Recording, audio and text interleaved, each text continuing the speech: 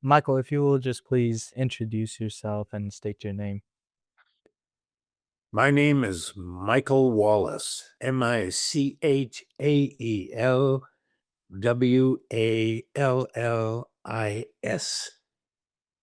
Okay, great. I'll just get right into it. So, Michael, based on your life story, you live and breathe Route 66. You grew up in St. Louis, got an education in Illinois and Missouri, and now you live in Oklahoma, right in the heart of Route 66.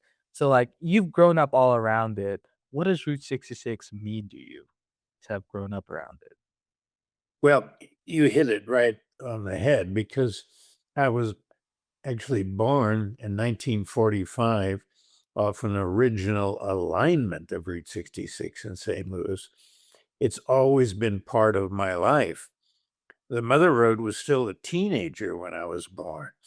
So I'm going to be 81 years old. So I have a lot of time spent on the highway. I've lived in all of the 66 states except Kansas, where we just have that little 14-mile episode that's just very sweet. But I learned how to drive on 66. I bought my first car on 66. Uh, I hitchhiked it as a student and as a Marine coming home. And as a young reporter, I covered the good, the bad, the ugly on Route 66. So it means the world to me. It was always my highway from the start. That's brilliant. Thank you for your service as well. You talk about the driving part of Route 66, how you learned to drive. Well, tell us a bit more about what it feels like to drive on Route 66. We see it in the movies all the time, but like in real life, how does it feel? But driving Route 66 gives you an opportunity to travel on the classic two-lane road. It's the ultimate road trip. Uh, it's very important that you know this. Route 66 is a crooked road. 85% of it is still there for you to enjoy from Chicago through all 8 states to the Pacific shore. So, in my mind's eye, I see Route 66 right here. But what I don't see are state lines, are county borders, or city limits. I see a seamless crooked road. And it makes me think of the great philosopher and artist Blake, his quote about roads. He said that straight roads are roads of improvement. They're like airport runways, like Interstate 40 or the turnpikes. They're straight, but crooked roads, crooked roads are roads of genius. And that's what we have with Route 66, a road of genius. Absolutely. That's what makes it fun to drive on. You bet. It also it's fun to drive because on a road like 66, nothing's predictable. Nothing's predictable. And you can find adventure around every curve and bend. And I think that's very important too. Absolutely. You could be going 100 miles and then you could show up as a sheriff and pull them over. Well, what I would do is say, "Not in my town, you don't." And I'd pull that guy right over to the side of the road and threaten to put him in the impound yard with that darn mater. And you're gonna make them rebuild the whole highway. I'd sure as shooting will. I had so much fun providing the voice for the sheriff of Radiator Springs. I started that work with Pixar in the early 2000s. And of course, this year, 2026, is not only the 100th anniversary of Route 66, it's the 20th anniversary, believe it or not, of Cars 1. Cars 1 was superb. I'm not a big fan of Cars 2 and 3 because we got off the road.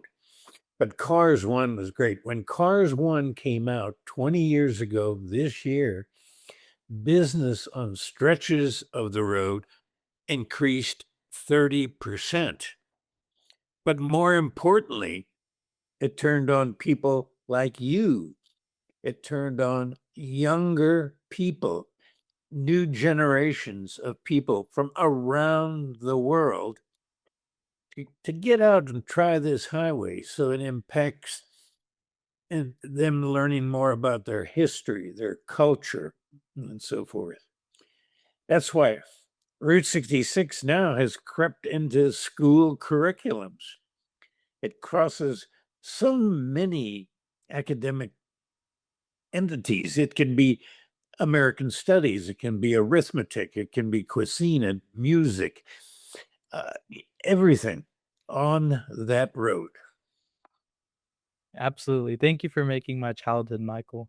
I wanna You ask bet. you, um, so obviously in Cars 2, there's a bit of Texas portion sorry, just Cars in general.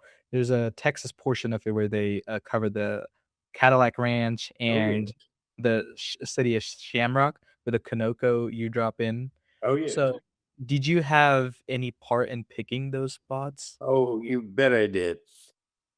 When Pixar called me and brought me out to California, and I became their consultant. Uh, Part of the deal was that I wanted them to actually get out on the road with me. And we had wonderful road trips.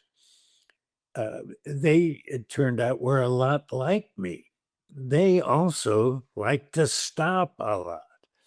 I always kid people, I like to stop about every 300 yards. But we stopped to move turtles off the road, to wade in the fields of winter wheat. And I introduced them to places and, more importantly, people who they never would have met. And all of those either composited as one of the car or truck characters, or they're a composite of several people from the road.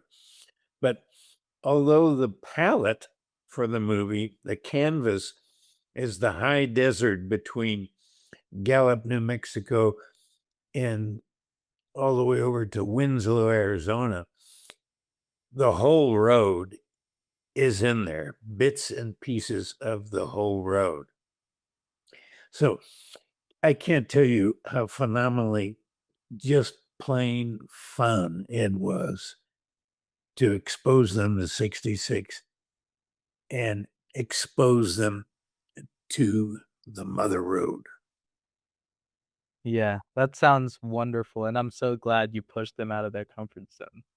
Yes, Yeah. had to. You had to, yeah, thank you so much.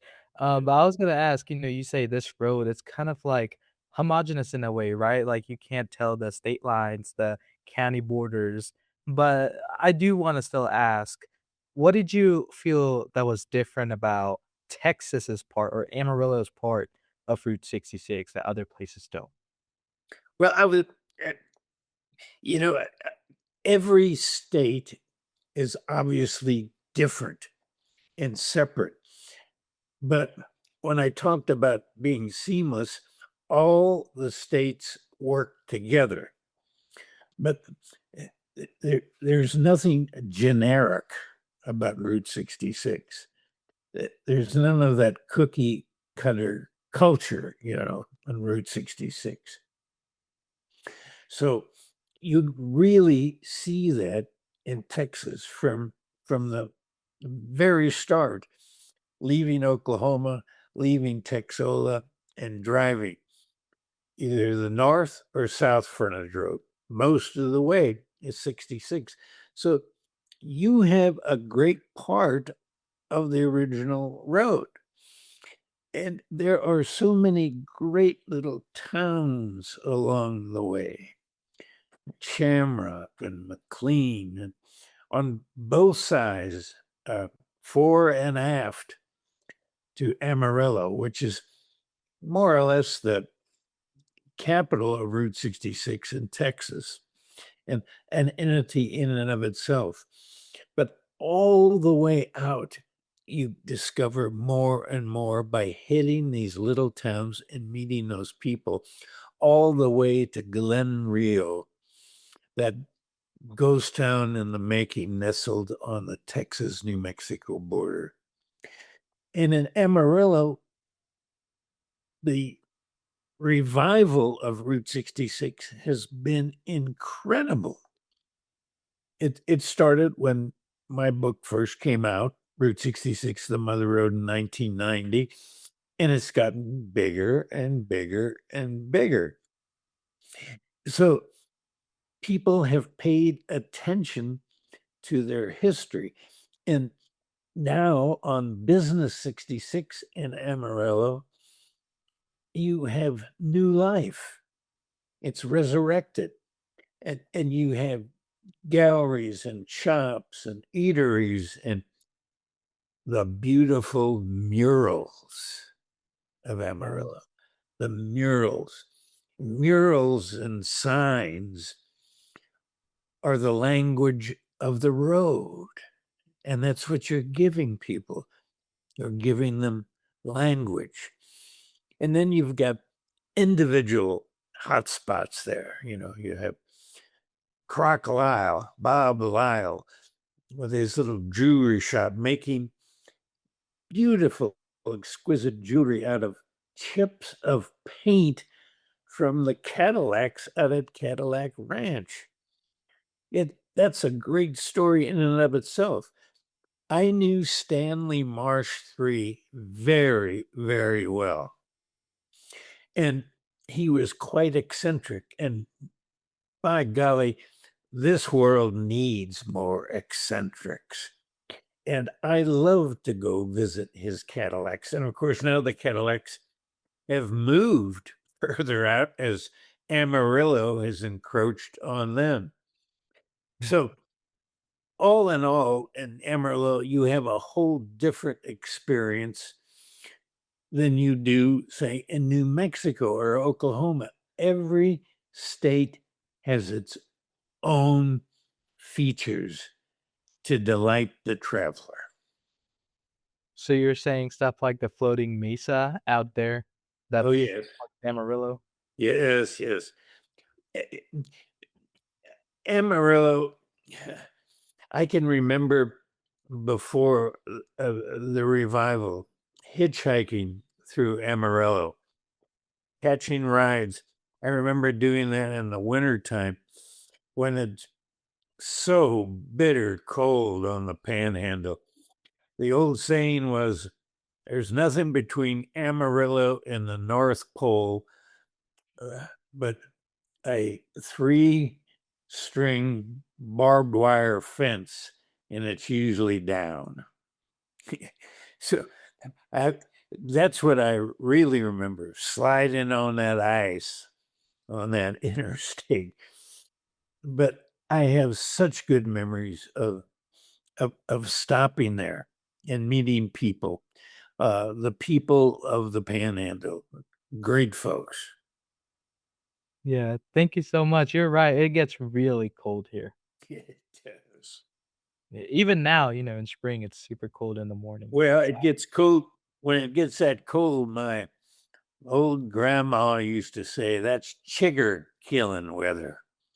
It kills all the pests, the ticks and the chiggers. That's the only good thing about it. Yeah, they do kill some of the pests, which is a good thing, which I appreciate. Michael, I wanna ask you, what are your recommendations for young people like us? What do you want the next generation to preserve from Route 66? What do you want us to do, what like how you've done in the past? Uh, that's very important because although this is the centennial year, we don't want people to just think, well, now that's it. There's another 100 years to come. You must carry the torch because it's a road of the future. It's a road of alternative energy. It is, in fact, almost a living linear museum in and of itself. So you must pass that torch down and let people enjoy the different layers of history, the different incarnations of Route 66, the roaring 20s, the dirty 30s, Dust Bowl and Depression, the war years, the heyday years, that little limbo time when people thought it was gone. But we changed that and started the Renaissance. And that's going to continue on and on and on. This is what you have to keep in mind. This road is unfinished. It's always changing. It's always moving at different alignments. It is, in fact, a work in progress. Absolutely. Well said. Michael, in order to encourage these young people to carry on your tradition, give us just like a small brief of some of the most memorable things as or stories you've had here. Oh my God. Let me tell you something. On my back is an invisible quiver, and it's filled all kinds of arrows and darts that I can shoot straight.